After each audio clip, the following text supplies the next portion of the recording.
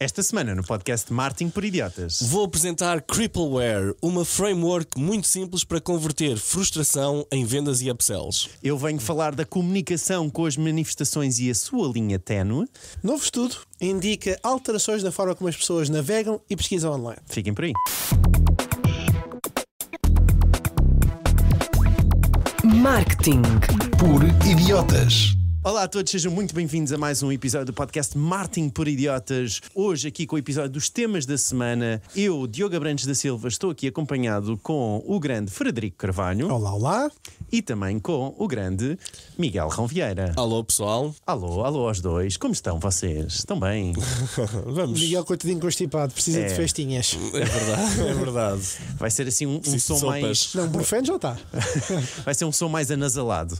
Muito bem, gente, antes de irmos aos temas, só de relembrar e pedir-vos a subscrição no nosso podcast também, super importante, para que tenham acesso também já ao próximo episódio. Nós publicamos todas as semanas 2 episódios por semana, por norma, e sim, portanto temos as rapidinhas, onde falamos sobre as notícias em formato rápido, assim os títulos, e também os temas da semana, onde temos um episódio maior e cada um de nós, por norma, traz um tema, e foi isso que aconteceu hoje. E hoje vamos ter polémica, mas vamos ver, vamos esperar.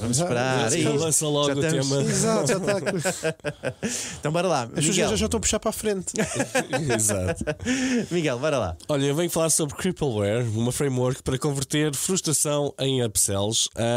Olha, o Spotify, eu tive esta ideia para este comentário de hoje, porque o Spotify anunciou recentemente que vai deixar os utilizadores da versão grátis escolherem a música que querem ouvir. Uau. Epá, isto sempre foi das coisas que me frustrou mais no Spotify, e eu odeio o Spotify para música. É ridículo, Porque não é? na versão grátis tu vais e metes o nome de uma porcaria de uma música e eles mostram-te tudo menos a música que tu queres Não, ouvir. eles até te mostram a música que tu queres ouvir, tu selecionas a música que queres ouvir e entras num shuffle e não ouves a música que tu pensavas que clicaste que ias ouvir, que é Exato. inacreditável. Isso, juntamente com outras coisas, tu, por exemplo, só podes andar para a frente 2 ou 3 vezes e depois deixas de poder andar para a frente, etc. Mas tudo isso vai acabar, Miguel?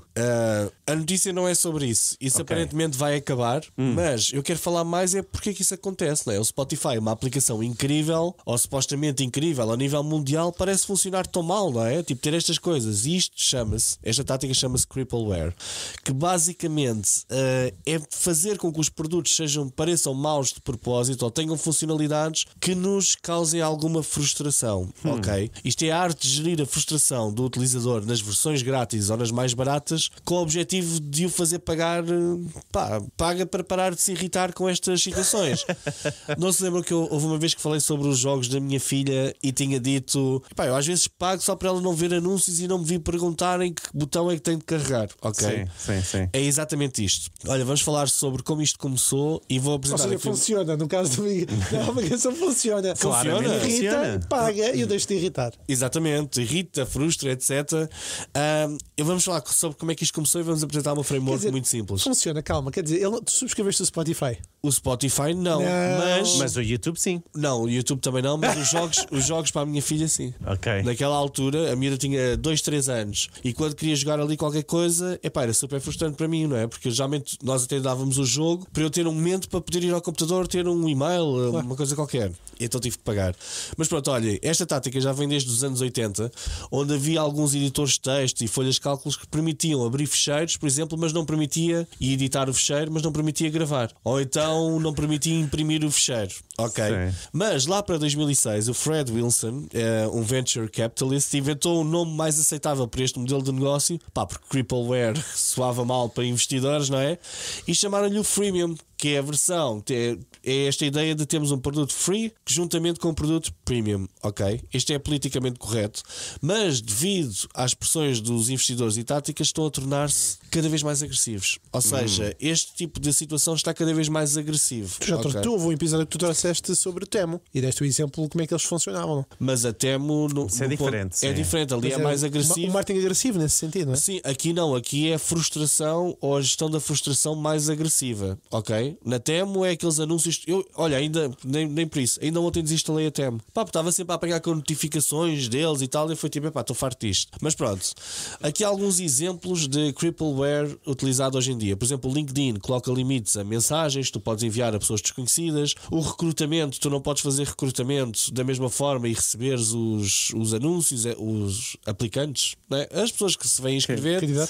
Pedidos de conexão não podes fazer assim disparatadamente, existem limites, ok? Por exemplo, quando nós vamos a um rodízio de pizzas, isto não é só no mundo online, no mundo offline, no rodízio de pizzas tens o rodízio mas com menos ingredientes, eles não metem lá as melhores pizzas. Queres uma pizza mais específica, tu nunca podes escolher a pizza que vais comer, aquilo vão surgindo e tu vais escolhendo mais ou menos. Qualquer rodízio, sushi, carne, tudo. Sim, eu por acaso eu quero não sei o quê. Não, esperas. Primeiro no rodízio de carne levas com frango, levas com salsichas, levas com tudo. Não escolhes a ordem. Filé mignon. Não escolhes a ordem. Literalmente. E pode não surgir aquilo que tu queres. Frustração. Mas é um bocadinho essa ideia. Por exemplo, sendo que aí não há uma forma de pagares mais para ir diretamente para o bolo final, será? não, tu podes pedir. Escolhes o prato. Não, tu podes chegar, não estás em rodízio e dizes eu quero comer uma minha e só te dão certo. aquilo. Ou seja, tu é que escolhes, exato, sim. Exatamente. Fico com fome. Por exemplo, também eu, que ainda por cima estou a fazer jejum até à 1 da tarde.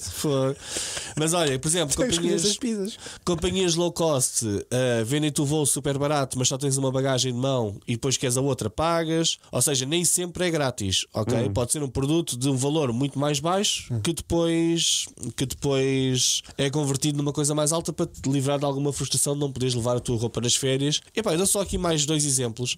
Os hotéis, não sei se vocês já pegaram isto, os resorts, geralmente eles dizem Wi-Fi grátis. Epá, e realmente está Wi-Fi grátis, mas é junto ao teu quarto com qualidade. A partir do momento em que vais para o pé do bar da piscina, já não tens Wi-Fi com velocidade suficiente e está muito lento, e se tu queres ter Wi-Fi no resort inteiro, tens de pagar tipo 15 euros ou 10 euros por dia. Essa nunca me aconteceu. Sim, também nunca fui a um pois é. resort. Mas és tu que frequentas lugares mais premium. Sim. Ou menos ou menos premium, não sei. Não, os lugares são premium, tu é que não. Outro, por exemplo, em alguns parques temáticos existe o bilhete básico, É isso. que são filas de 1h30, 2 horas, e depois existe o bilhete. É assim? Sim, eu não queria referir a marca desculpa. porque não tinha a certeza exata se era assim, mas depois existe um bilhete que tu pagas Fast track. e tu passas à frente de toda a gente. E a tua experiência de parque é muito melhor do que o outro. Não, Não tens é? a opção que é pagas ou aquele evento, aquela diversão, ou então antecipadamente compras um que já engloba todos, que é muito mais caro. Fast track de tudo. Exatamente. Ou seja, mas eu agora venho partilhar com vocês aqui uma framework para nós conseguirmos aplicar isto nos nossos negócios, tanto offline como online, e vamos falando à medida que eu vou apresentando, porque não existe pergunta final. Uma framework, portanto, ou seja, frustrem os vossos clientes, mas com este método, é isso? Exatamente. Ou seja, como frustrar. Mas é mesmo isso. Mas é isso como se frustrar. quiserem, não é? Pode não ser positivo e podem não querer frustrar os vossos clientes, isso também é totalmente aceitável. Lá está a atrasar nas entregas, propostas. Não, mas olha, tu no Uber Eats tu tens prioridade standard. Tu podes pedir o teu pedido com prioridade que eles entregam primeiro a ti. Mas deixa-me expor esta questão, então posso, Miguel, se não te interrompo, que é, mas diz-me uma coisa, ou seja, imagina, há coisas que são só do serviço, ou seja, não é criado propositadamente que hajam filas na Disney ou que haja demore mais tempo no Uber Eats. Aquilo acontece só pelo número elevado de pedidos. E então não é que, ou seja, não sei se consigo olhar numa ótica de crippleware, porque não foi pensado numa ótica de tentar criar este roadblock, não é? Para que depois as pessoas fossem pelo outro lado. Não foi pensado assim, foi só uma solução. Mas tu podes tanto criar um roadblock original, crias um intencional, ou um roadblock que já existe e vai continuar a existir, e tu de repente crias uma produto solução premium sobre isso. Tá bem. O caso da aviação é intencional. É intencional. Não é intencional. Olha, É intencional. Como assim? Pagas Todos têm que entrar. para escolher a cadeira. Sim, mas não podes escolher a cadeira. Pagar de escolher a cadeira. Sim. Comida, Estou a perceber, sim. Exato. Sim. Olha, um outro intencional, o e-transfer. Tens 2 gigas. Olha, essa foi nova. Se queres mais gigas, tens de pagar. E se queres que aquilo fique disponível mais dias, tens de pagar mais. Ou seja, tu Certo. agora na versão grátis acho que é até 3 E dias. se queres recuperar, também tens que pagar. E essa que é genial, incrível. Essa que é boa, porque a pessoa, eu já paguei. Já paguei. Epá, não tive coragem de pedir ao cliente para me enviar aquela porcaria outra vez. E fiquei tipo, aí a fogo, fui eu que deixei passar isto. Não é? Mas Ou pronto. seja, isto é quando passa o prazo, não é? E eles ainda ficam com o fecheiro. By the way, em termos de privacidade, não sei como é que isso funciona, acho muito estranho. Mas pronto, mas eles ficam com o fecheiro, dizem que já apagaram, mas se tu pagares, eles afinal conseguem recuperar o fecheiro. Conclusão Então, olha, que eu cheguei até agora. Funciona, não é? Funciona. Todos estes modelos de frustração estão a funcionar. Sim. Sim, Na Upsell. ou por exemplo no AirBridge, a velocidade de que é o download AirBridge? é um Sorry. tipo e-transfer. Ok. A velocidade de upload também muda. Aquilo é para fecheiros até 20 GB. Mas tu podes ter uma velocidade de upload super lenta e tens de ficar ali 2 horas com o computador a trabalhar a fazer um upload, ou então pagas e aquilo de repente faz o upload em 10 minutos. Não é? Tipo, mas aí pronto. Mas olha, então a framework, vamos lá. São aqui alguns passos. O primeiro passo é definir o produto básico e pensámos mesmo nisto desta forma, que é este produto básico é para atrair clientes, ok? Ele funciona, mas tem de ser limitado e tem de causar aqui algum tipo de frustração. Nós já vamos falar sobre que frustrações é que utilizamos. Exemplo, por exemplo, agora aquelas plataformas que estão aí a aparecer com criação de vídeos de inteligência artificial grátis, ok? O chamariz é para criar aqui o vídeo de AI e tal. Dão-te X créditos para experimentares. Dão-te X créditos para experimentares, tu entras e está a andar.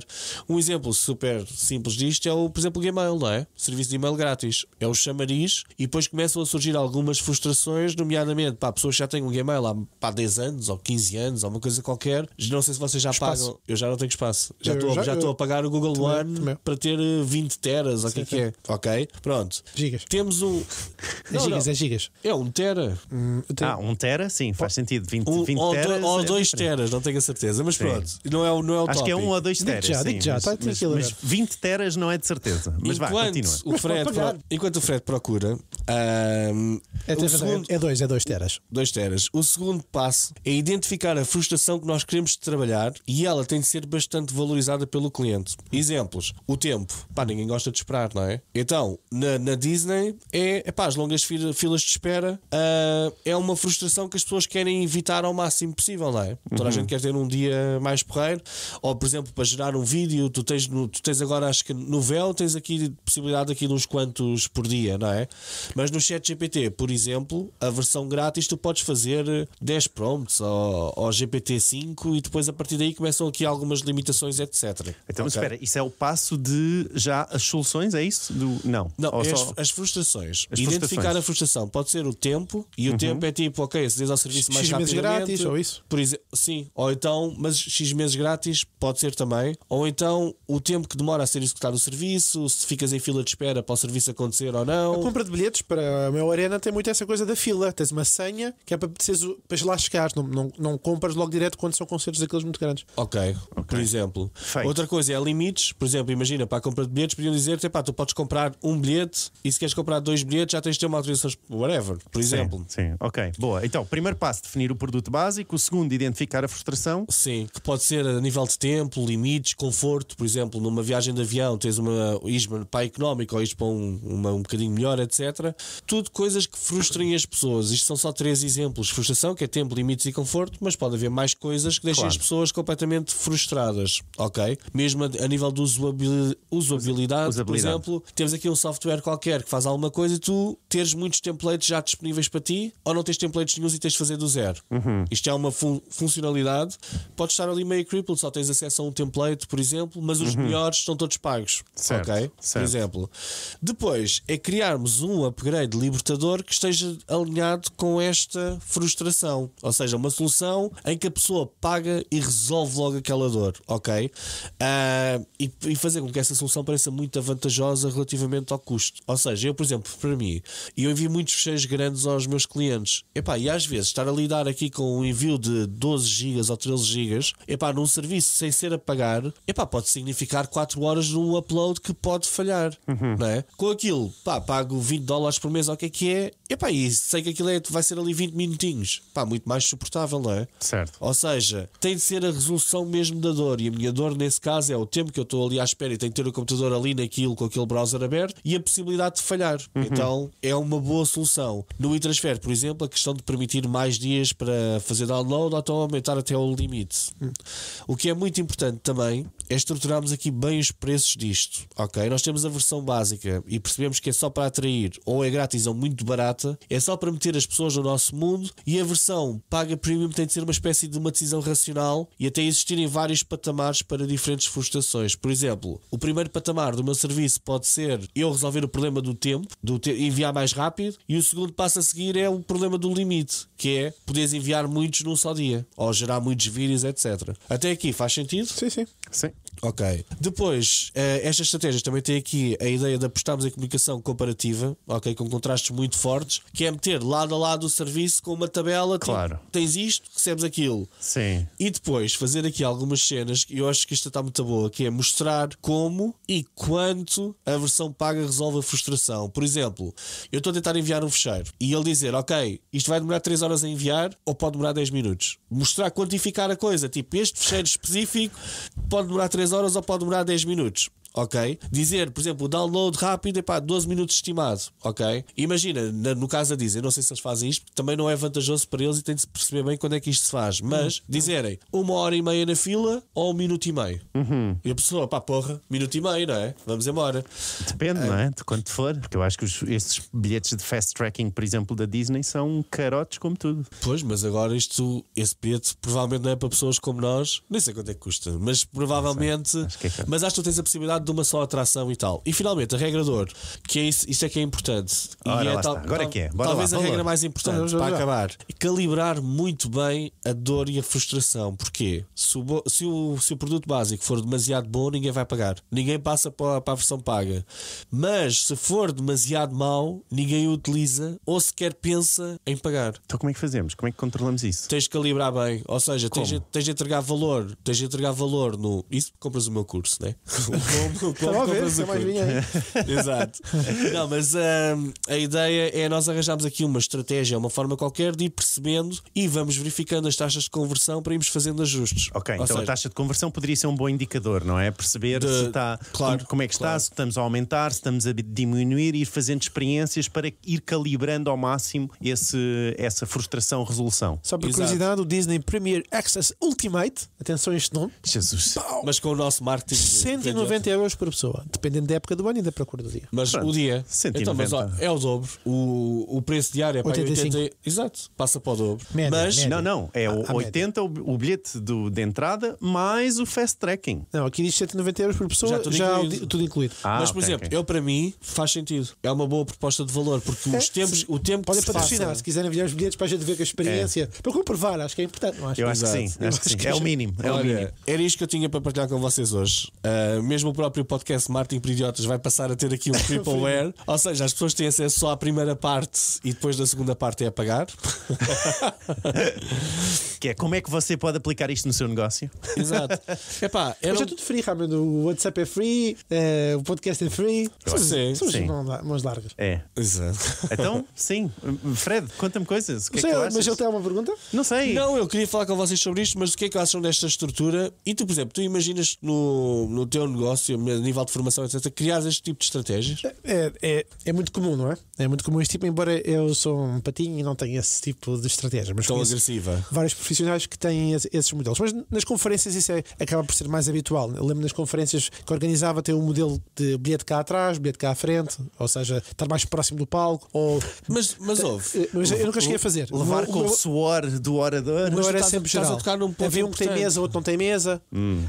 Uns têm acesso a coffee breaks, não têm. O meu nunca foi assim. Era sempre Sim. geral para toda a gente. Mas agora Mas- pensando em frustrações, mas é comum, que frustrações reais nós podíamos explorar, porque estar mais perto do palco ou mais longe, se calhar não é uma frustração suficiente para eu dizer, epá, eu quero pagar aqui mais 200 euros Sim, por sim. isto. Mas há quem paga. Não é? Mas olha, imagina parte de estacionamento à porta. Isto é garantido. como ver um espetáculo, não é?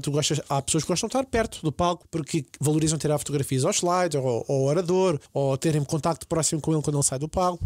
E alguns fazem diferença. Ok. Mas, por exemplo, o tema da mesa é um tema que para muita gente valoriza, que é poder trabalhar. Podes ter o portátilzinho Sim, em sim. cima da mesa. Ou então, por exemplo, almoçar ou jantar com os oradores, que é a chamada Isso eu experiência diria que VIP. seria seria uma resolução de frustração, por exemplo.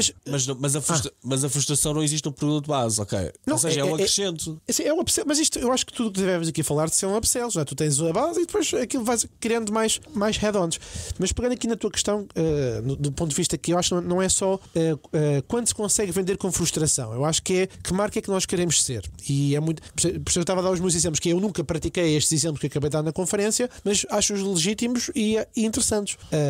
Ou seja, acho que os modelos baseados em irritar o utilizador podem funcionar a curto prazo, e deste vários exemplos, mas é a tal avaliação da tal fronteira de se prejudica ou não a confiança, a reputação, a fidelização a longo prazo. Falando dos modelos híbridos, há aqui eu ia dar um exemplo português. Eu ia dar um exemplo na questão dos eventos, comecei a pensar um bocadinho nisto, é as pessoas que levam a gravação para casa. Por exemplo, exatamente. Têm acesso durante 6 meses à gravação do evento. Sim. Que é tipo a frustração de não poderes ver tudo ao mesmo tempo. E várias salas, sim. Esse foi um que eu fiz vários anos. Mas só para dizer, bem, isto 2014, 15, 16, 17, 18, não, até 18. Mas dar aqui o exemplo do modelo híbrido que eu acho interessante, ou seja, que oferece o gratuito e depois um upsell generoso. Eu vi um exemplo em Portugal, porque assim, há vários, não é? Mas por exemplo, EasyBeasy, que tem concorrentes, Maloney e Voice Express, ou seja, oferece os tais 3 meses grátis, já deste vários, e depois apresenta upgrades com os tais pacotes que tu sugeriste. Quer dizer, sugeriste não, evidenciaste que tens acesso, queres dashboards, queres integrações, então paga X. E acho que é esta diferença entre empurrar a pessoa para uma solução ou acompanhar. Eu, sabes, já tinha partilhado isto em outros episódios, que eu sou super mega fã do Spotify e há muitos anos que tenho a versão paga e adoro aquilo. Se pudesse ser investidor era de cabeça. Sim, mas e como consumidor não te deixa um bocado melindrado que eles piorem o produto de propósito para tu pagares? É que percebo a diferença. No Android Auto, ou seja, quando vamos de férias, por exemplo, aconteceu. A Alice, minha filha, quer ouvir o Panda, eu escolho a música e havia essa coisa de não é aquela, não vai explicar, tocar. A dizer aquela está o telefone também ligado, não vai tocar aquela que tu queres. O telefone também não dá. Mas sabes que até havia uma vantagem. Eu havia vantagem às vezes disso, que ela era perceber, não tens o que tu queres, portanto não pode ser sempre. Isso era fixe. A sério. Pode não parecer, para mas lidar era com a fixe. frustração, Sim, ou seja, sim. o Spotify Exato. ensina a tua filha a lidar com a frustração. Sério, parece que não, mas enfim. Bem, sim. Mas bora. só para dizer, pegando ali no teu tema, que acho que deste ali uma nota interessante, que é dar o valor real na versão gratuita, permite criar confiança, e hoje a maior parte dos negócios, especialmente no digital, vive muito disto, que é conheço ou não conheço, posso experimentar ou não posso experimentar. E Sim, se experimentar ninguém compra. hoje no SaaS tem muito essa Ninguém. software as a service, tem muito isso.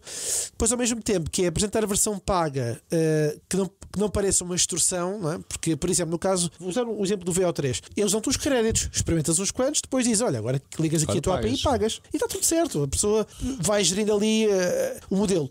O que é importante é, para muitas empresas, e agora vou só me focar não nos modelos de conferência, mas nos modelos de software as a service, que eu acho que é o que vai crescer mais, não é? Por cima, com esta coisa das plataformas dos Bolts.new e outros que tais, ou seja, o que a inteligência artificial generativa está a caminhar é arrebentar com tudo que é empresas de software. Mas os SaaS dizem que vão. Não, o que eu acho que é importante aqui é perceber o seguinte: ter uma base enorme de utilizadores gratuitos traz custos. Suporte, porque há dúvidas que as pessoas vão surgir. Como é que se faz? Infraestrutura, exatamente. E atendimento ao cliente, que alguém vai ter que estar ali, que é o suporte e atendimento, que é juntar os dois. Mas pode haver aqui uma necessidade que se é chat, se não é, se é e-mail, se não é, enfim. Portanto, eu vejo muito em termos de suporte, por exemplo, vejo muito os freemium têm um prazo de resposta de uma semana e quem paga tem direto imediato ao suporte. Olha, uma boa coisa. Portanto, isto é para Por exemplo, o acesso ao suporte. Exato. Em 24 horas. Só para tocar no último tema, que é o tema das métricas, que é ok, vamos implementar. Deixei aqui 3, que é a conversão do free para o premium, e é curioso que a Spotify está sempre a noticiar precisamente, já temos X pessoas no premium, porque é isso que depois interessa aos acionistas. A base geral é uma espécie de perspectiva que vai para a segunda métrica, que é quais são as taxas de retenção, e se há feedback negativo ou não. Por exemplo, no caso do Miguel, ele acabou de dizer, olha, no Temo, já estou farto, feedback negativo. Mas atenção, no Temo não é crippleware. No Temo, estou farto de receber as notificações deles. Eles não, o produto do Temo até está bem feito para a experiência de compra é boa. Tipo, tu chegas lá e compras. Só se fosse na ótica de frustrar os utilizadores para levarem com notificações até arrebentarem de notificações até de comprar. Tens de comprar alguma coisa, senão nós não paramos de enviar isto. No final do dia, eu acho que o tema da lealdade e fidelização, isso sim, é estratégia sério. Eu vou só adicionar rapidamente, eu só não gosto da ótica de tentar e pesquisar a frustração. Eu iria pesquisar mais a necessidade e como satisfazer melhor a necessidade. Gosto mais dessa ótica. Mas percebo. É outra tática, não é? É o mesmo, é o mesmo. Só que eu acho que sim, só que eu acho que vem de uma ótica mais de entreajuda, mais de querer dar essa ajuda ao utilizador, não é? E fomentar esse tipo de ações dentro da organização versus, porque isto tem impacto na organização, não é? Versus nós na organização estarmos todos lá dentro a dizer mas é a frustração, pá, vamos frustrar os gajos, pá. Pois não é, que isso espalha-se pelas pessoas, as pessoas estão ali numa equipa a tentar, pá, agora vamos ali, parece que não estão a fazer uma coisa boa.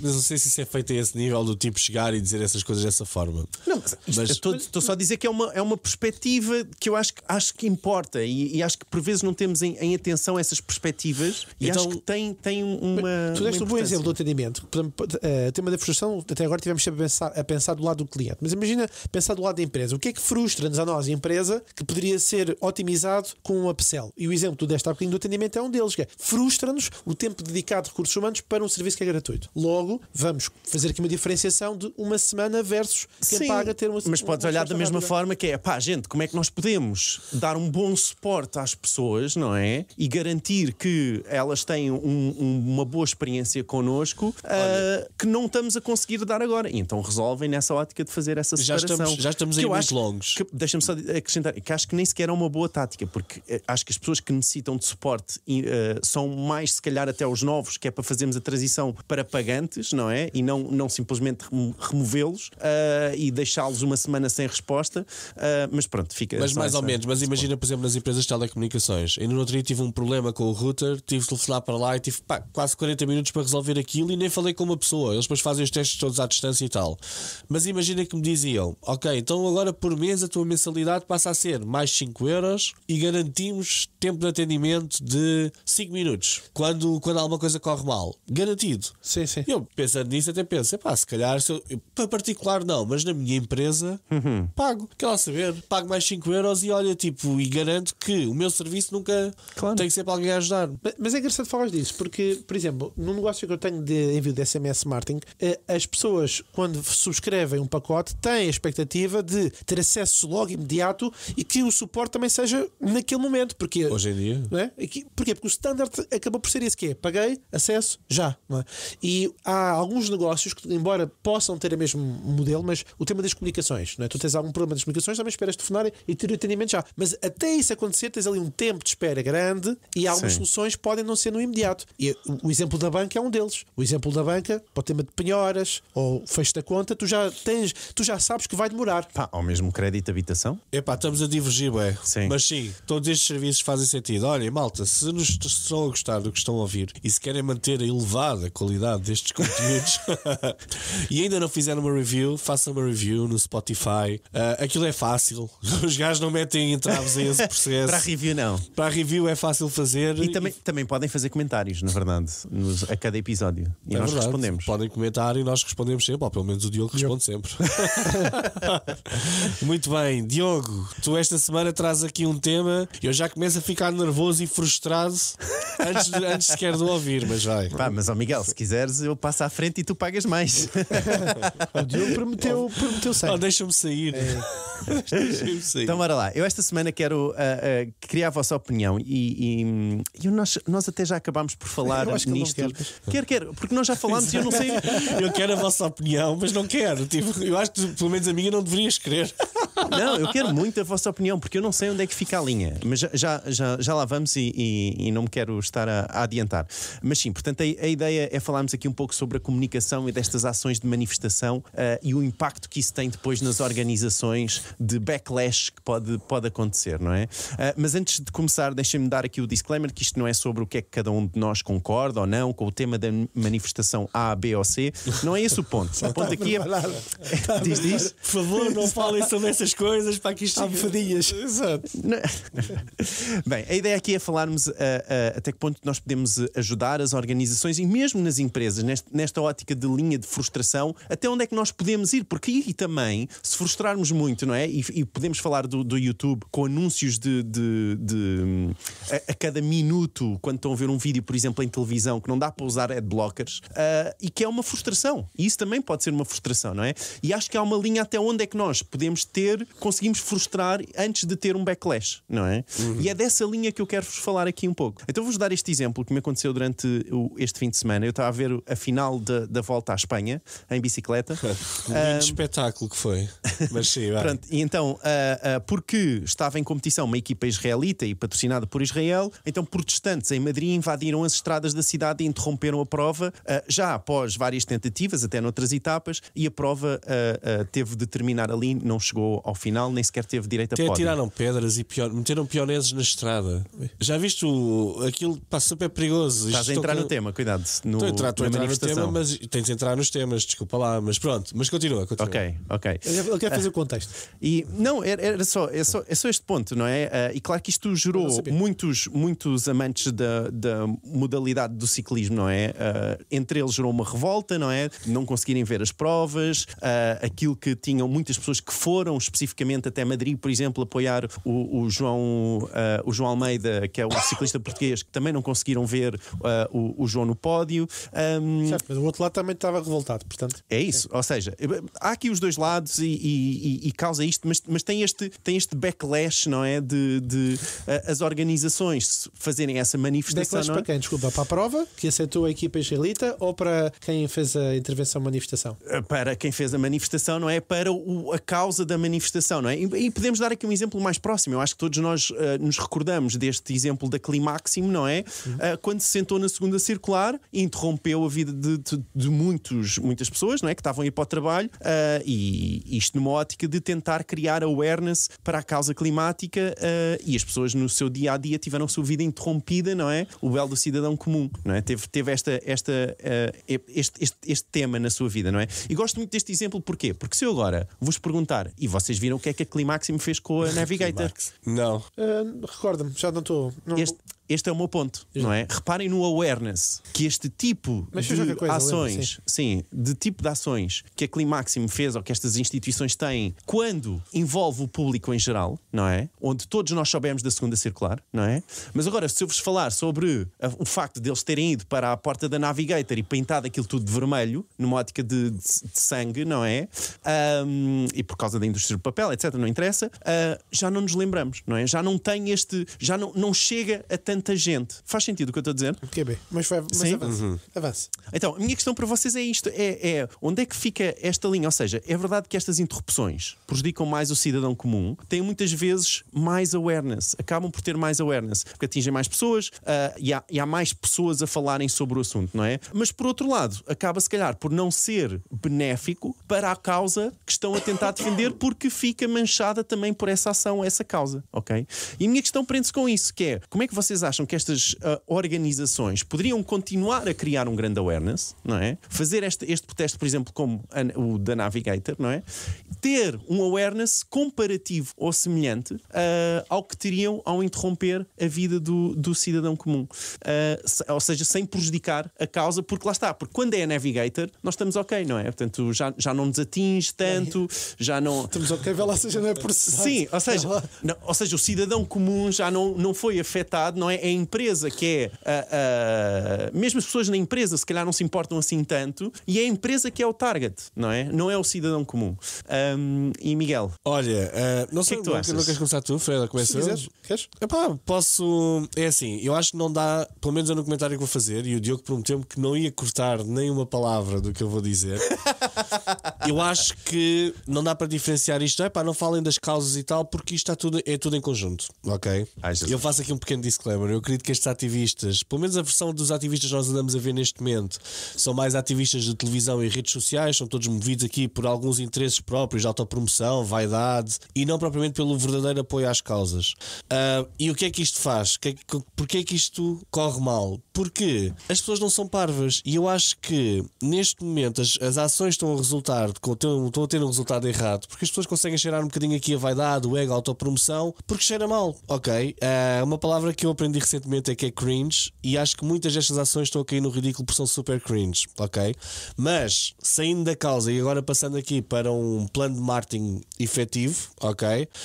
Eu tenho aqui alguns. Tu não vais gostar do que eu vou dizer, porque isto vai mexer exatamente com as tuas crenças.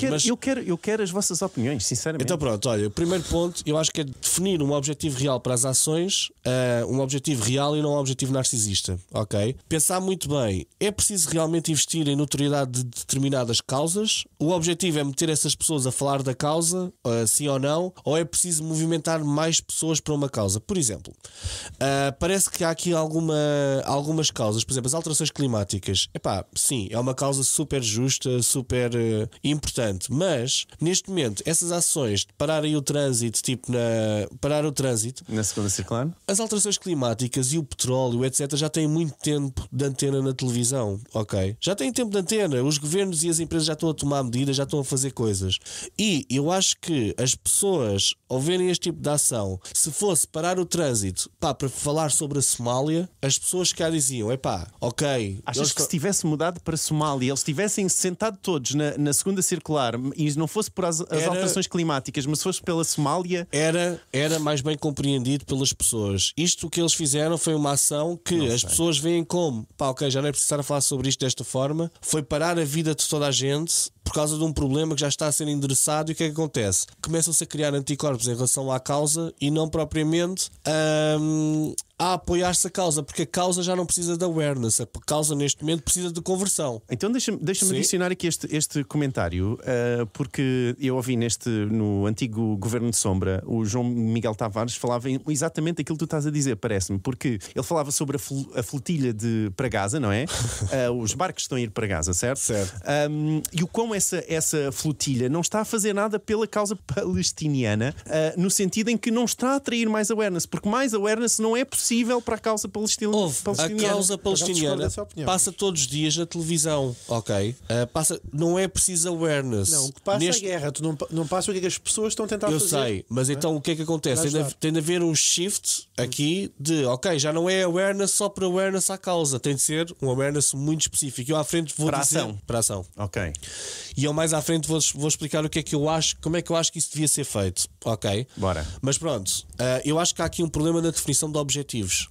E o objetivo é, ok, isto é trazer pessoas, dar a conhecer, influenciar pessoas ou stakeholders ou mobilizar pessoas, ok? O problema da maior parte destes tipos e da Climaxi foi, eles acham que é preciso dar a conhecer os problemas do petróleo e tal. Porra, não é preciso. Eles já têm de estar noutra fase, pode ser uma fase de influenciar os stakeholders, os donos das grandes empresas, etc, ok? Ou então tentar mobilizar pessoas comuns para a causa, mas acho que a falta de definição de objetivos está a dar cabo disto. Por exemplo, Zelensky, ok? Ei, pá, já está aqui, mas vai. Sim, mas por exemplo, mas é só para isto é temos aqui isto é comunicação, mas o Zelensky, ele não está a dar todos os dias awareness para a causa ucraniana. Ele neste momento já está numa fase em que todos os dias ele tem de encontrar um novo ângulo de comunicação para manter a chama viva.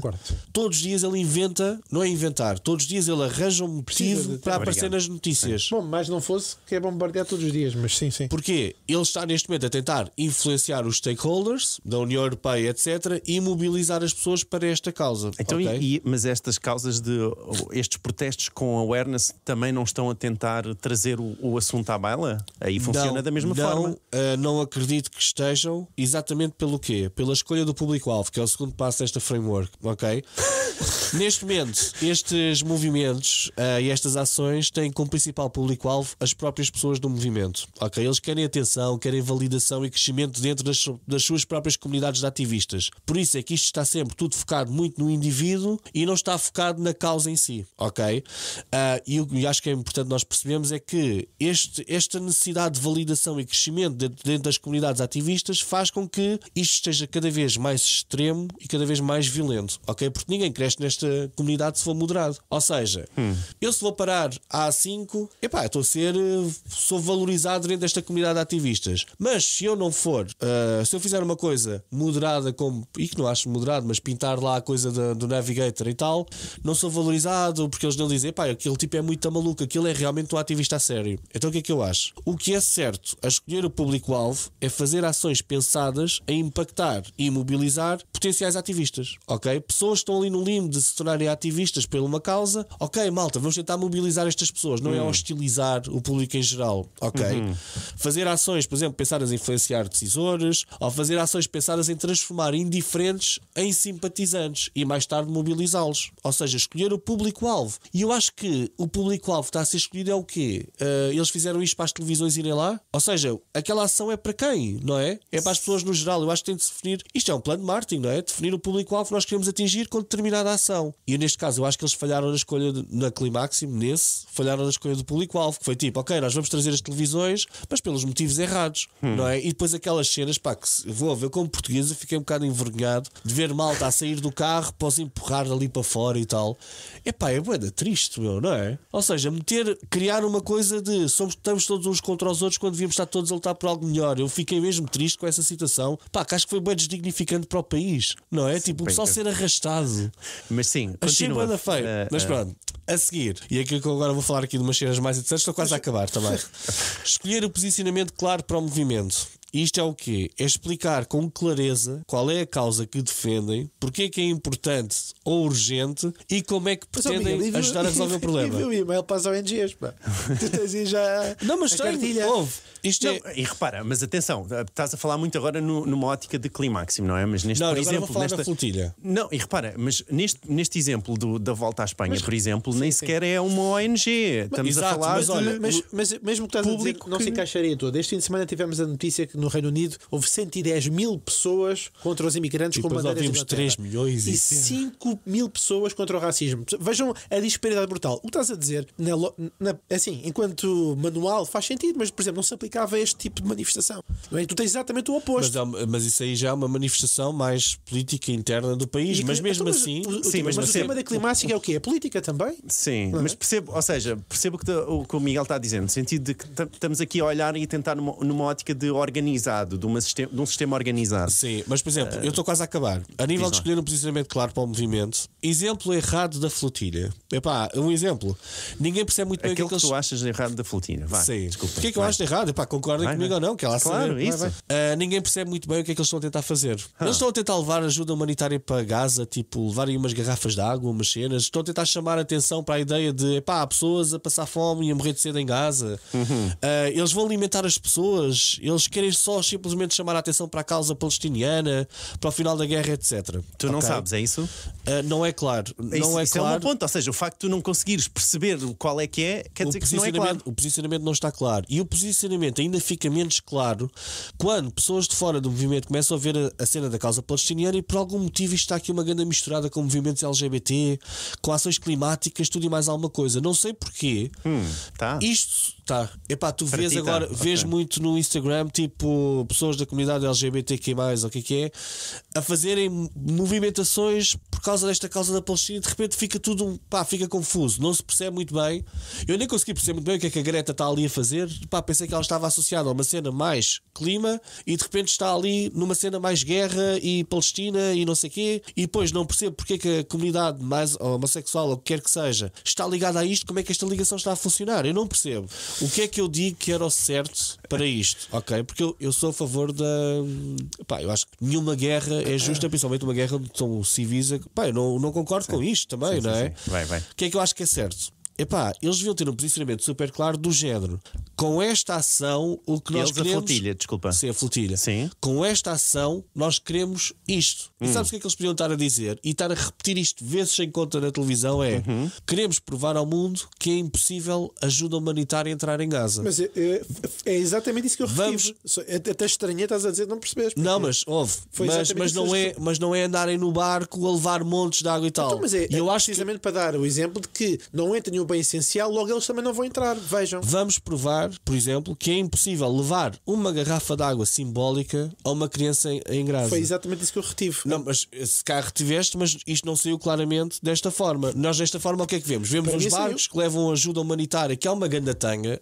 Aquela ajuda humanitária não serve para nada. Mas valia ser só uma garrafinha de água e dizer: eu vou entregar esta garrafa de água a uma criança em Gaza. Não concordo, mas e não consigo entregar. Pronto, mas continua, vá, termina lá, Miguel, pronto, que é para precisamente claro. conseguir. dividir. Não misturar aqui muitos assuntos na mesma coisa, que é o que uma empresa deve fazer, não é? Sim. E finalmente, na tua opinião, eles estão a misturar muito. Estou a misturar muitos assuntos. E finalmente, ter aqui um plano de comunicação em que é, ok, então vamos perceber como é que os ativistas desta causa vão comunicar nas redes sociais, criar um plano de comunicação que não existe, é tudo à toa, são tudo mensagens à toa, que depois vemos alguns ativistas a falarem e as pessoas só se riem porque é tipo, o que é que esta tipa está para aqui a dizer, não é? Ou seja, acho que isto tem de ser estruturado com objetivos, fazendo aqui um wrap-up disto tudo, é definir objetivos, escolher muito bem os públicos-alvos, as táticas que vamos utilizar, escolher um posicionamento claro para o movimento, e isso está tudo a falhar nisto tudo. E é assim que se resolve isto. Muito bem. Ok, Fred. Nós temos um tempo limitado de podcast, não vai para dizer tudo, até porque está aqui uma coisa na Bimbi, do Ucrânia, de Flotilha, sim, tens 4 minutos. Não, mas só para dizer o seguinte, eu acho que como não é um tema que eu acompanho, marketing de guerrilha não faz parte da minha área de trabalho, mas eu fui-me informar um bocadinho para me ajudar a perceber este equilíbrio que tu comentaste sobre causar impacto. Então, eu li um artigo muito interessante no Guardian, cujo link depois deste em Marketing para Idiotas, sobre o que é que os especialistas dizem sobre protestos disruptivos e que se podem ou não causar rejeição. Então, no curto prazo, sim, causam alguma rejeição, mas têm o potencial de gerar mudanças culturais no longo prazo. O tema que tu falaste do backlash, na maior parte dos casos existe um backlash imediato, o que não quer dizer que a ação seja inútil. Ou seja, o que os estudos mostram é que é precisamente isso que inicia a conversa mais profunda. E depois, de uma forma mais interessante, o estudo que se chama Why Protests Work Even When Not Everyone Likes Them, é um estudo da Commons Library. Existem 2 até, mas este aqui é o que eu achei mais puxante. Adoro. Que conclui que estes protestos funcionam bem para ganhar visibilidade e geram pressão política, mas têm de ser bem pensados. E aí podemos olhar para a cartilha ali que o Miguel trouxe, porque a ideia é, se parecerem injustos ou excessivos, corre o risco de queimar apoio. E há 2 casos concretos, no caso da Climax, que é um bom exemplo, que não tanto os que tu trouxeste, mas é o tema da tinta para cima do Primeiro-Ministro ou para cima do ex-líder da Iniciativa Liberal, do Rui Rocha. Ou seja, pareceu já absolutamente excessivo, sem propósito, porque a mensagem não passou ali nada. Em resumo, estes 2 estudos eu achei interessante, porque mesmo que parte da população fique irritada, se o protesto tiver a tal legitimidade, tal clareza que o Miguel referiu, o tal propósito, então esses valores universais mostram que é ineficaz. Também tenho uma solução, mas só vou pegar numa. Não porque nós todos conhecemos essa solução e acho que pode haver aqui uma divergência, mas nós percebemos que teve algum impacto. E vou pegar no tema da narrativa e do contexto, porque é a tais questões que o Miguel foi trazendo. Porque desta ação, que mudança, o que é que vai trazer, enfim. Há técnicas menos agressivas que podem ter aqui algum impacto. Eu vou-vos só relembrar de 2 ou 3 que juntam tudo num só, que é arte pública, ações simbólicas, criativas, que depois combinam isto com o tema das redes sociais, com os conteúdos, etc. Que 2 artistas é que nós conhecemos que tiveram impacto e que cada vez que o fazem aquilo é quase chama. O Bordal Pinheiro. O Bordal 2. Bordal Pinheiro. Não, o Bordal 2. As lanças. Não é? O Bordal 2 que tem esta crítica ambiental, / esculturas, / bom, enfim, são várias no espaço público. Aquilo é, mas é uma fusão de várias coisas, não é só ter lá a obra e depois vai-se embora. Alguém a divulga e aquilo tem impacto nas redes sociais. E esta semana, nem de propósito, o Banksy, é verdade. A obra que foi reivindicada pelo próprio Banksy, que era um juiz, como fosse a dar um martelo, porque houve uma manifestação grande de uma população. Ele reivindicou na rede social, mas aquilo foi muito mais amplificado, tal como acontece com o Bordal 2, não é por ele dizer, é porque os meios de comunicação amplificam aquela informação e aquilo tem um impacto gigante. Ou seja, o meu ponto é que este tipo de ações chama a atenção, gera conversa, em maior parte dos casos até gera empatia e não cria uma rejeição imediata de quem só queria chegar a horas ao trabalho, que foi o exemplo de parar a estrada.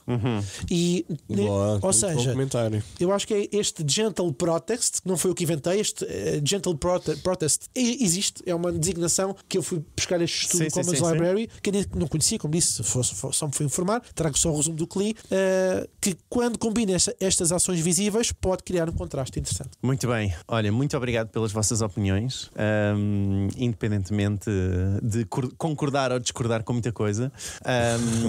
Não discordas nada. Mas em relação ao nosso WhatsApp, que ainda não falámos, w.martinporidiotas.pt, que podem levar a discussão para lá, que acontece às vezes, não tanto destas, por acaso o grupo até é super bem comportado em termos de manter o foco do assunto, mas sim, juntem-se a nós, somos mais de 800, estamos quase a bater os 900. Esqueci de uma coisa super importante. Conta. Desculpa, existe um filme que é o Darkest Hour, é que o Miguel disse ali uma coisa que eu tinha aqui a página aberta. Isso é o do Churchill, não é? Do Churchill, que é só porque isto pode ser interessante mais para o Miguel. Já viste esse filme? Eu já vi, mas não estou a lembrar exatamente do filme. Pronto, aqui o contexto humanitário, é só esta linha porque eu acho que vale muito a pena. O contexto, comentava isso ao almoço, acho que comentei isso contigo ao almoço. Vai. Pronto, mas o contexto humanitário aqui foi um grupo de cidadãos que decidiu fazer este movimento dos barcos irem para lá. No caso exato. do Darkest Tower foi o Churchill que teve a ideia. O conceito é exatamente o mesmo. Levar muitos barcos em massa para passar uma mensagem. Sim, nós também já tivemos aqui a flotilha, já houve ideia com Timor, há muitos anos atrás. Eles também mencionaram no podcast do Governo de Sombra Só que os tempos também eram diferentes, não é? Era o Expresso qualquer coisa. O barco foi até Timor. Bem, enfim, Fred, tens 8 minutos para o teu tema e para comentarmos. Portanto, força. Tu estás a ver mesmo muito Governo de Sombra, porque no final o Ricardo Luís Pereira também tem sempre muito pouco tempo. Não, mas a verdade é assim: se chegaram até aqui, eu não sei como, por favor, mandem mensagem no WhatsApp só para eu saber. É inacreditável. Sim, é inacreditável. Se chegaram até aqui, depois de ouvir o Miguel, tive-vos o fogo. Poxa! Pela amor da santa. Gosto. Mas o meu tema também é curto. É um novo estudo que saiu que indica que há alterações na forma como as pessoas navegam e pesquisam, que é só corroborar o sentimento que muitas pessoas já têm.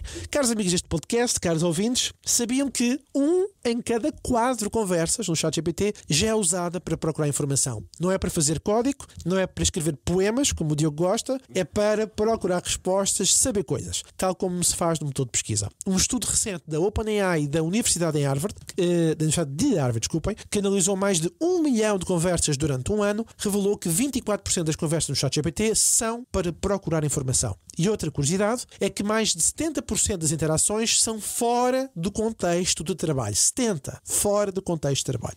São perguntas do dia-a-dia, curiosidades, ajuda em pequenas decisões. As 3 categorias principais são então: 1. Orientação prática, com 29%. 2. Escrita, 24%. Desculpa, o que é a orientação prática? Posso perguntar, não é? Deve ser como é que se faz uma sopa de tomate? por exemplo. Ok, obrigado. Desculpa. Receitas. Olha, eu já tirei fotografias às plantas e pedi a opinião e ajudou imenso.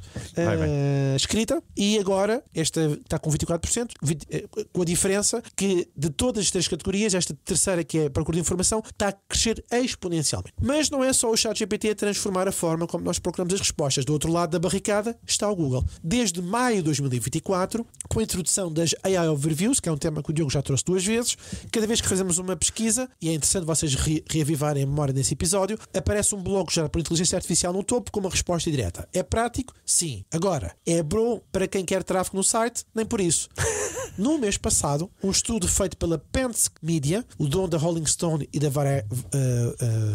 Verity, processou a Google porque acusam a empresa de estar a usar o seu jornalismo para alimentar estas respostas de inteligência artificial sem autorização e sem compensação. Não é novidade. Há 20 ou 30 anos que anda-se a falar a mesma coisa com base nos links. Agora, e não sei como é que isso ficou tudo, né? Tipo, o pessoal anda sempre a pedir. A Austrália bloqueou.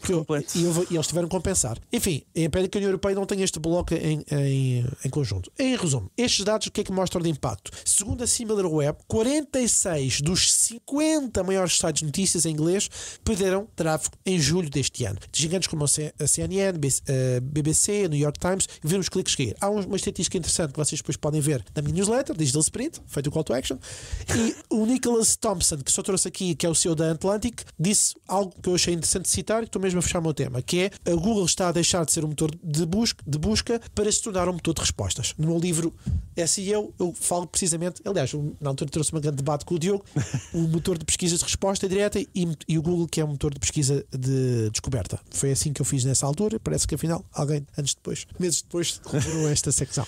Boa, bora. A própria Google, e agora vou para a minha pergunta, atenção, que a própria Google, num processo judicial, que nós já falámos no episódio passado, admitiu que, cito, a web aberta está em rápido declínio. Sim. Pergunta para o meu painel, querido e fofinho, reflexão para os nossos queridos ouvintes. Com o crescimento da procura de informação no ChatGPT, o que muda para quem cria conteúdo ou lidera equipas de marketing digital? Ou seja, há ajustes aqui a fazer? Bem, eu acho que posso começar. Eu acho que há ajustes e acho que vamos ter, e isto é o que eu tenho defendido, na verdade, acho que vamos passar a irmos, nós, como por exemplo SEOs e pessoas que querem ter exposição nestes motores de pesquisa ou motores de inteligência artificial, vamos ter que começar a medir a visibilidade, não é?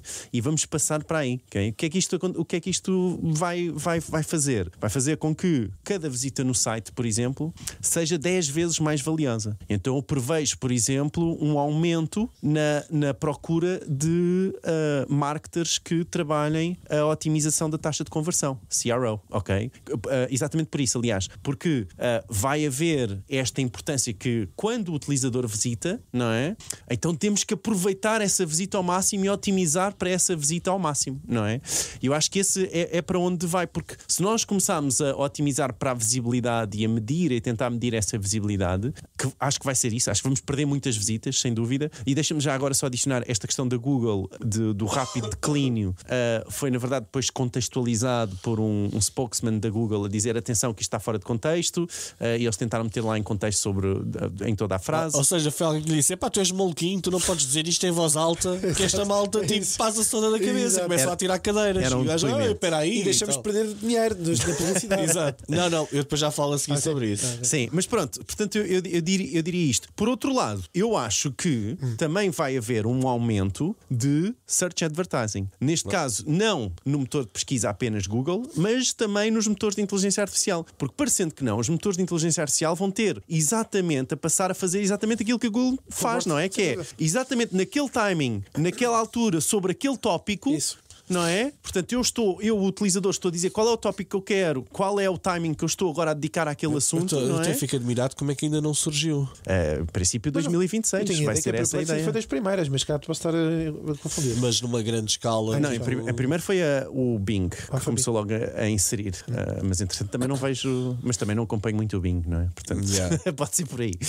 Mas é isso, diz, Miguel. O Google sempre foi um motor de respostas. A forma de chegar às respostas é que mudou. Antigamente a forma de chegar às respostas era mostrando sites onde é possível estar a resposta, não é? Agora as respostas são simplesmente geradas automaticamente e precisam cada vez menos dos sites para se responder às perguntas. Antes da inteligência artificial já se dizia que 60 e tal % das pesquisas do Google eram perguntas. Epá, e as pessoas fazem perguntas para ter respostas. Ou seja, aquilo principalmente é para encontrar respostas às coisas, nem que seja qual é que é o fornecedor para este meu problema. É uma descoberta, não é de respostas, porque tu não... As pessoas vão lá à procura de uma resposta. Sim, mas vais descobrir, vais ter que clicar no 1, 2, 3, 4, 5. Exatamente, mas ouve lá. Mas hoje em dia alguém ainda tem paciência para clicar no 1, 2, 3, 4, 5 e tal. Pá, o mundo mudou. E agora, o que é importante percebermos é que o tráfego grátis acabou. E quanto mais cedo o pessoal perceber isso, melhor vai ser para todos. Epá, acabou. A ideia do tráfego grátis acabou, pá. Já não vai existir nunca mais. Porquê?